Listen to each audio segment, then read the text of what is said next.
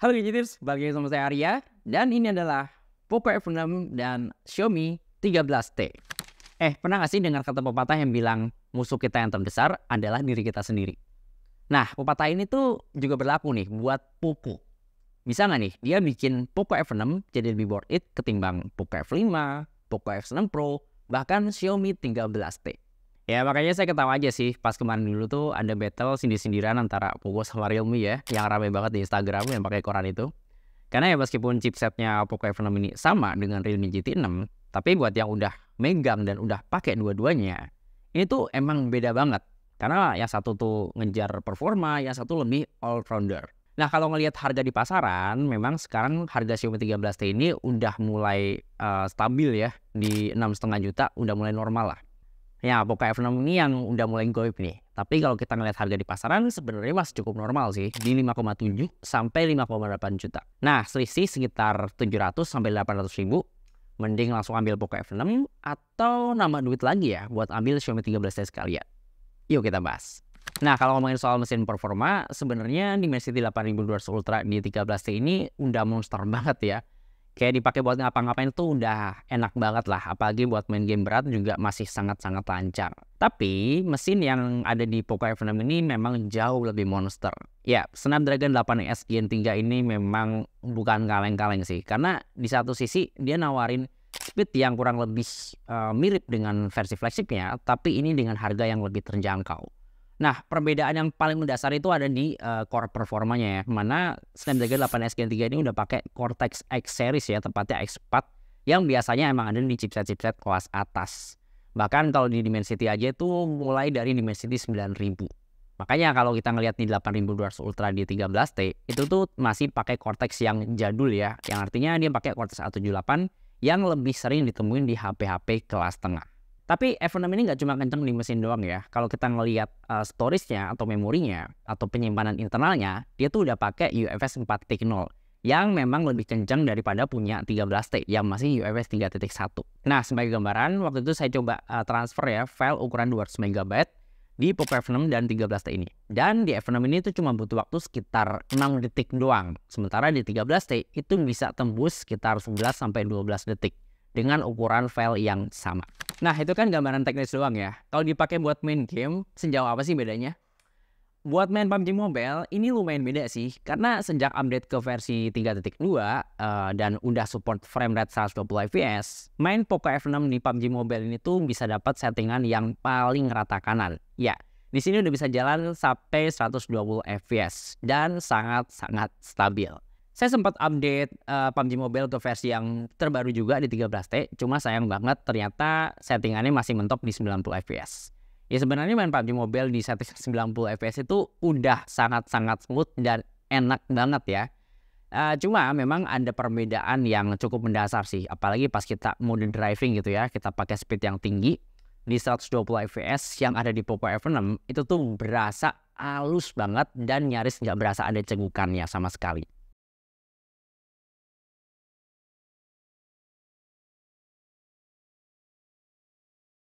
Tapi ada satu variabel lain nih yang bikin saya kok ngerasa lebih nyaman ya main PUBG Mobile di 13T ini. Ya, ini ada di touch sampling rate 13T yang emang bener-bener tinggi banget. Ini tembus sekitar 480 Hz ya. Kalau kita melihat HP-HP sekelasnya, ini kurang lebih sekitar 2 kali lipatnya lah. Bahkan di Poco F6 yang katanya 480 Hz, itu pas saya tes cuma mentok di kisaran 250 sampai 300 Hz. Udah responsif, cuma ya memang belum bisa ngejar tingkat responsivitas yang sama dengan Xiaomi 13T. Nah, jadi sederhananya sih angka hertz yang ada di sini tuh nandain semakin sensitif layarnya dipakai buat main game. Nah, kalau dipakai buat push rank Mobile Legends gimana nih? Ya sebenarnya secara setting rata kanan ini udah sama-sama kebuka ya. Cuma saya kok ngerasa di 13T abis update ke HyperOS itu main Mobile Legends jadi kayak dibatasin gitu ya. Gamenya tuh cuma jalan di kisaran 85, 90, mentok-mentok tuh 95 fps doang. Awal-awal sempet 100-an, tapi habis itu turun dan ya stabilnya tuh di 90 fps. Jadi ya nggak berasa kayak main di settingan frame rate ultra gitu di 13T ini. Nah ini tuh kerasa beda banget pas saya main Mobile Legends di Poco F6. Yang mana settingan rata kanannya tuh benar-benar stabil. Main 120 fps itu kenceng, halus, smooth ya, dan nyaris nggak ada cegukan yang kerasa di sini. Oke lanjut, kalau buat main Genshin Impact gimana nih? Ya karena chipsetnya udah sama-sama monster ya, ini langsung saya siksa pakai settingan yang paling kanan, yaitu highest 60 fps. Main di 13Ti sebenarnya dari dulu emang udah lancar banget ya. Kayak kita traveling di Sumeru aja, yang grafisnya tuh super duper kompleks. Di sini masih bisa jalan di kisaran 57 sampai 59 fps. Ya, ini tuh stabil banget. Nah, di Poco F6 ini juga sebenarnya udah sama-sama stabil ya. Cuma kok saya ngelihatnya di layar ini kayak ada semacam bugs gitu. Saya ngelihatnya animasinya tuh cuma jalan di kisaran 45 sampai 50 fps. Ya, tapi sebenarnya di monitor itu masih sama-sama tinggi. Ini antara bugs di gamenya atau memang di software HP-nya. Saya kurang tahu sih, karena pas saya coba nanya temen yang sama-sama pakai Poco F6, dia tuh juga ngerasain hal yang serupa.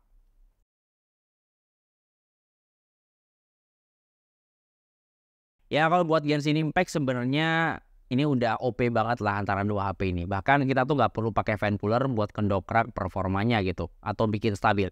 Karena mau pakai fan cooler atau enggak, ini juga udah sama-sama enak.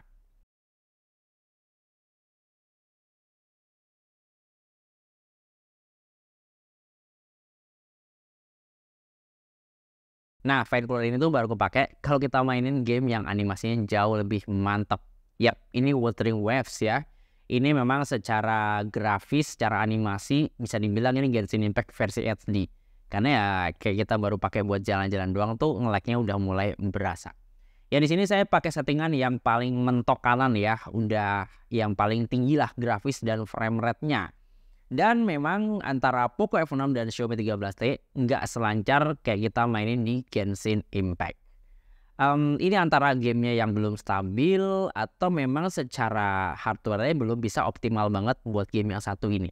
Cuma ya yang saya salut ya, ini masih bisa jalan lah di kisaran 50-an fps tipis-tipis. Dengan pakai fan cooler itu lumayan ngedongkrak performanya dan bisa bikin lebih stabil juga ya. Jadi dengan ngejaga suhunya tetap adem, performanya tuh bisa lebih baik ketimbang nggak pakai sama sekali. Nah itu tadi kalau dipakai buat main game. Kalau buat nonton, layarnya lebih sedep yang mana nih? Sebenarnya kalau kita ngeliat layarnya, itu kayak kembar siam ya. Karena secara ukuran dan resolusi, antara Poco F6 dan Xiaomi 13T ini tuh ya mirip gitu, kayak kembar siam ya.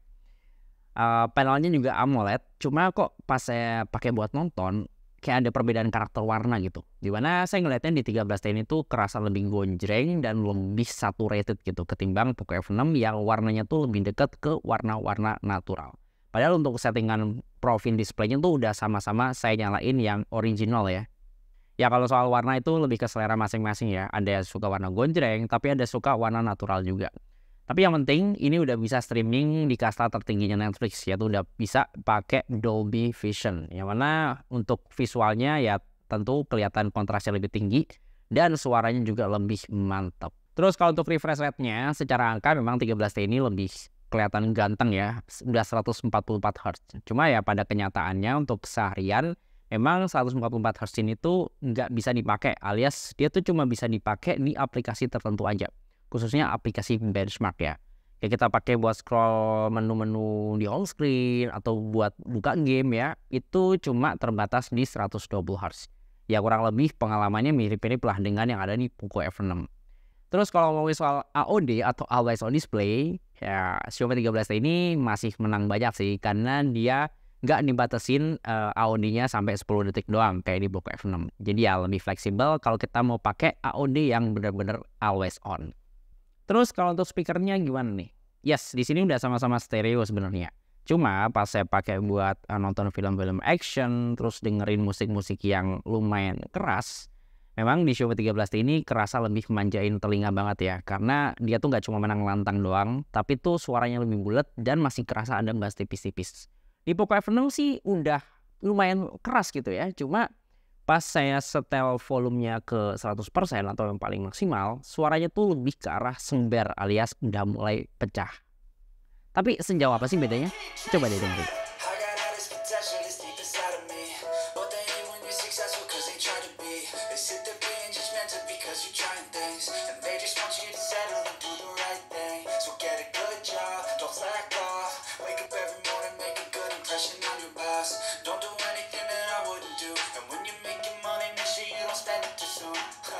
Ya, ngebahas HP Xiaomi dan Poco ini kayaknya kurang afdol ya kalau kita nggak ngebahas softwarenya.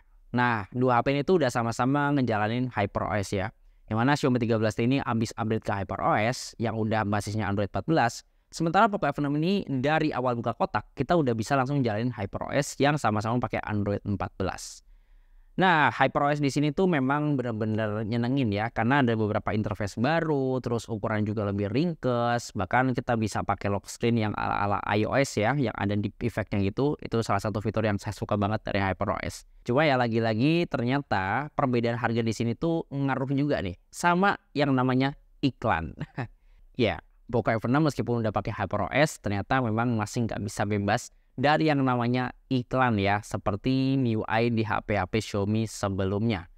Terus kalau ngomongin soal jaminan update software, di Xiaomi 13 ini memang kerasa lebih menarik ya, karena dapat update Android itu 4 kali dan security patch selama 5 tahun. Cuma karena 13 ini tuh keluar lebih dulu ya, dan udah starting dari Android 13, yang perbedaan signifikan sebenarnya ada nih keberadaan iklan. Ya ini ngaruh juga sih sama perbedaan harga antara dua HP ini. Yang mana yang lebih murah itu tuh iklannya lebih sering nongol. Oke, sekarang kita masuk ke bagian kameranya nih. Apakah Leica di 13T ini bakalan lebih dominan ketimbang Poco F6 yang terlihat biasa-biasa aja? Ya sebenarnya kalau kita ngelihat dari mata telanjang, konfigurasi kamera 13T ini memang kerasa lebih lengkap dan lebih proper ya. Karena di sini nggak cuma ada kamera utama dan ultrawide doang, tapi juga ada lensa telephoto, yang mana bisa kepake untuk foto-foto portrait. Ya meskipun ini cuma 2 kali dan memang bukan lensa periskop. Kalau untuk tangkapan kamera utamanya, kita bisa ngelihat ya warna dari Xiaomi 13T ini memang cenderung lebih dominan gonjrengnya. Apalagi di sini tuh saya lebih sering pakai filter vibrant ya dari Leica, yang memang warnanya tuh lebih asik dan lebih hidup gitu. Tapi kalau pengen yang ala-ala natural atau yang lebih dekat dengan kondisi aslinya, saya saranin pakai filter yang otentik ya, dan ini tuh nggak kalah cakep sebenarnya. Nah kalau di Poco F6 itu tuh memang kita cuma bisa ngandelin AI ya untuk ngasih pewarnaan yang lebih nendang lah, lebih ngebus gitu. Cuma ya memang lagi-lagi warnanya tuh cenderung ke arah natural dan gonjrengnya tuh menurut saya tuh nggak terlalu lebay sih. Jadi ya akan lebih enak kalau kita edit-edit di belakangnya nanti.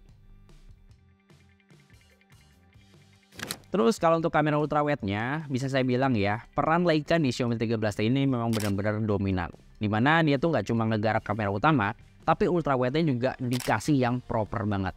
Ya, di 13T ini dapat resolusi yang lebih tajam dan juga dari karakter warnanya tuh masih mirip-mirip lah dengan kamera utama. Jadi ya nggak terlalu jomplang ya ketika kita pakai kamera utama dan pindah ke ultrawide. Nah ini beda banget ya dengan lensa ultrawide-nya Poco F6 yang memang didesain biasa-biasa aja. Kayak resolusinya tuh standar lah, 8 megapiksel kayak di HP-HP Xiaomi atau Poco pada umumnya. Udah gitu dari karakter warna juga tipis-tipis kerasa downgrade ya dari kamera utama.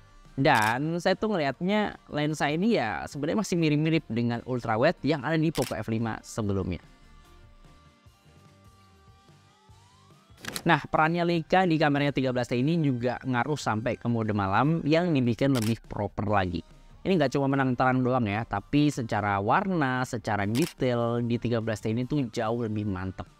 Sebenarnya mode malam di F6 ini ya nggak jelek-jelek banget, hitungannya masih cukup bagus. Cuma memang vibes-nya tuh lebih gelap ya, dan sedikit menguning gitu. Buat saya sih ini warnanya agak terlalu melenceng ya, karena warna kekuningan itu terlalu dominan. Tapi sayangnya Leica ini tuh hanya ngegarap kamera belakangnya 13T. Bagian depan itu ya urusannya Xiaomi sendiri. Ini kerasa banget ya pas ngelihat hasil foto selfie dari 13T yang memang terlihat biasa-biasa aja. Dan sekilas saya tuh lebih suka dengan hasil selfie-nya Poco F6 sebenarnya.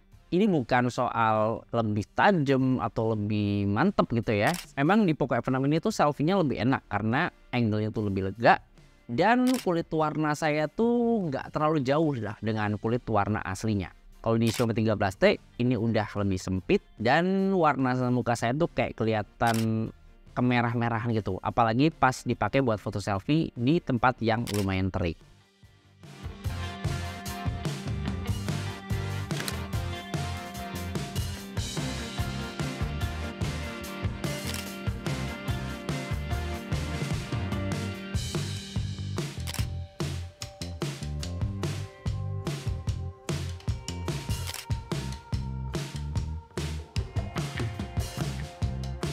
Oke, kalau dipakai buat ngevlog sih Poco F6 ini sebenarnya lebih enak ya, karena ada opsi buat ngerekam pakai 60 fps di kamera depannya, yang mana di Xiaomi 13T ini nggak ada. Jadi cuma mentok di Full HD 30 fps doang. Nah, ini kurang lebih perbedaannya ya, tingkat smoothnya. Dan di belakang saya tuh backlight banget, harusnya sih ada pemandangan gunung, pemandangan danau, tapi di sini hilang ya detailnya, cuma mempertahankan bagian muka aja. Yang so far sih sebenarnya bagus supaya muka kita tuh ya tetap paripurna gitu. Cuma ya bagian belakang ini yang harus dikorbanin. Oke. Jalan. Nah, kalau untuk suara gimana nih? Suara saya lebih jelas kedengaran dari Poco F6 atau Xiaomi 13T. Komen di bawah ya.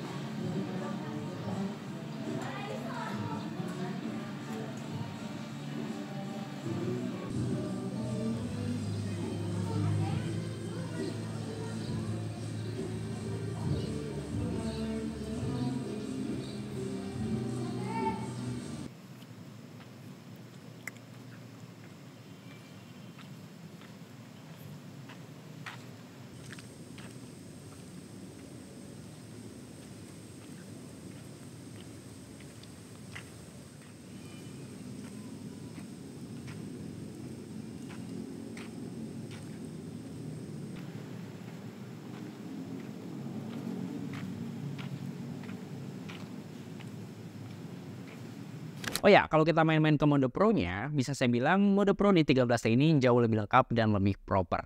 Ya, di sini kita bisa ngambil foto dengan format mentah alias foto RAW, yang mana bisa kita edit-edit lebih fleksibel di belakang, pakai aplikasi editor foto kayak Snapseed atau Adobe Lightroom. Terus kalau kita pindah ke kamera videonya ya, mode Pro ini juga bisa ngambil video dengan format log ya, yang mana ini lebih fleksibel buat kita color grading nantinya. Nah, dua fitur ini tuh nggak saya temuin di mode Pro-nya Poco F6 ya. Jadi ya, untuk mode-mode Pro di Poco F6 ini masih sangat-sangat terbatas.